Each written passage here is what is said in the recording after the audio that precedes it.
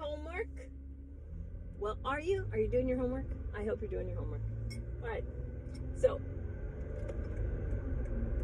let's talk about the stress in the relationship with your same-sex parent. The world changed between when that parent was your age and you are your age right now. Changed a lot. There's books written about the war on boys.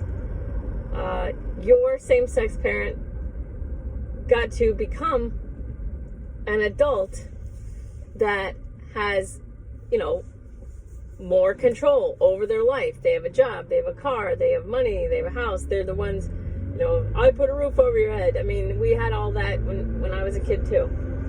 So, but that same-sex parent does not know what it's like to be you. Growing up with this, white-skinned males are the new, thing to hate. They're the new punching bag. So we've been over how men's empowerment is coming. That's coming. It's not here yet. But we need to address your stress right now in this relationship. Okay?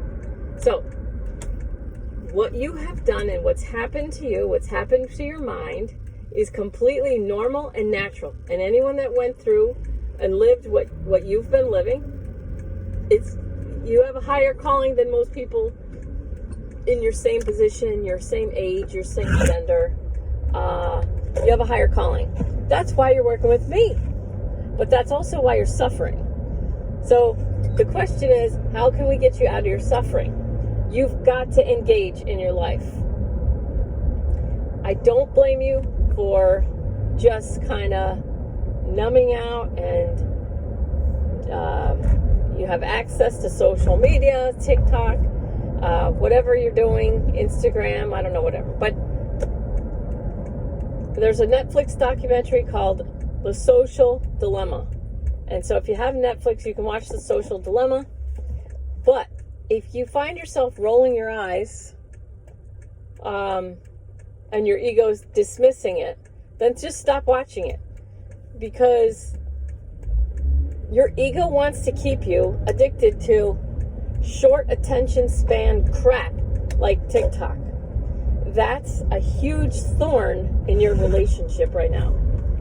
So you've basically, there's no language. I'm looking at it from the outside, and I'm not attached, and I'm not in the relationship, so it's easier for me to see. Plus, I'm an intuitive person, and the work that I do, blah, blah, blah, and you've given me permission to help you. So, what's happening now is, yeah, that's smart. That's great. Break right up, so now I have to. What's happening is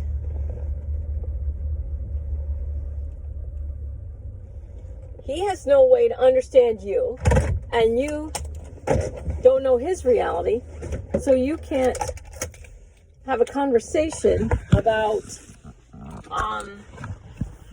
helping him understand you. All right, so calm and center. And you know how when you receive energy, you just fall asleep. So your body is really depleted. It's really depleted of energy. It's really drained. Screens drain you. But that becomes like the only source of somewhat joy.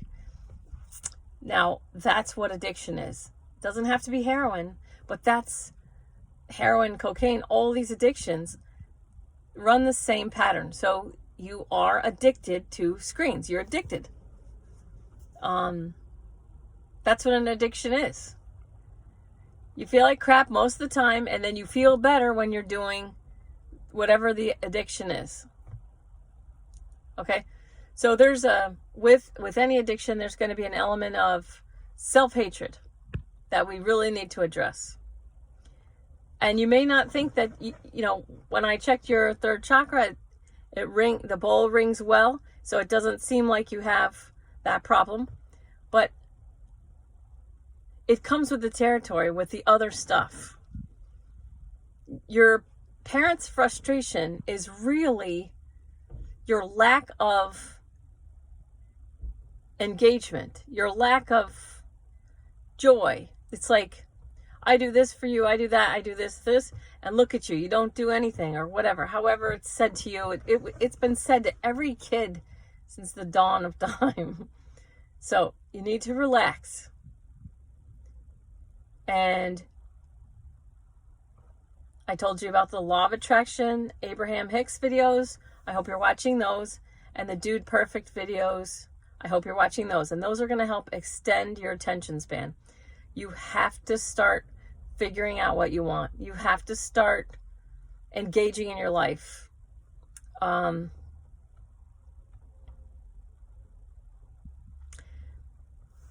What happens to you if you lose your phone, or if you lose the ability to be on that screen? What happens? Even thinking about it. Does your blood pressure go up? Does your stress go up? That's because you're addicted. Okay, I'm going to leave it at that, because I know that's just going to poke you. It's like I'm poking you and annoying you. So how do we get out of the addiction? Just like any addiction, go to the notebook I gave you, write down, I am addicted to screens right now. So it's a temporary condition, because we have to get you out of this.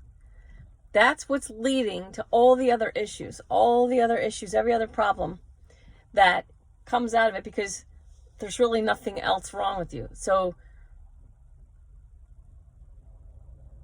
there's a reason you're addicted to screens. Fine. The truth is, I'm addicted to screens right now. Fine. Meet yourself where you are and go into your notebook and write down, what do you like about the screens? And most specifically, write whatever social media that you're on. What I love about TikTok is, what I like about TikTok is. If you're going to write a list of what you don't like, put it in a separate place. Separate all social media. So if you're on TikTok, if you're on Instagram, if you're on Facebook, do separate lists for each one. What I like about these, what I love about this, that's all I need to know.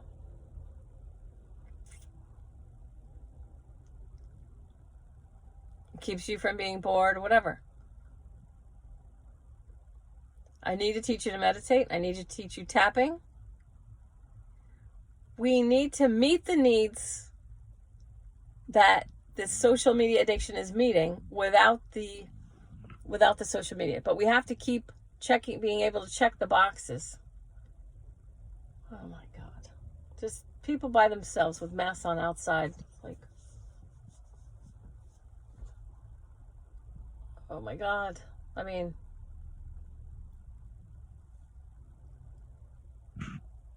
it's just unbelievable. It's like the zombie apocalypse. This person just drove their car all by themselves, in the car, all by themselves with a mask on right now. With a mask on. A kid, probably your age. What the fuck? You got to live your life. You've got to start engaging. There's not a rush as far as like, oh no, if we don't get you on your path, you're not going to help the right people. It's getting you out of the pain. You're in pain right now because you're not picking up the phone and your soul is calling you. That's it. Your soul's calling you. Your calling is happening now. And, one of my clients went to prison for heroin.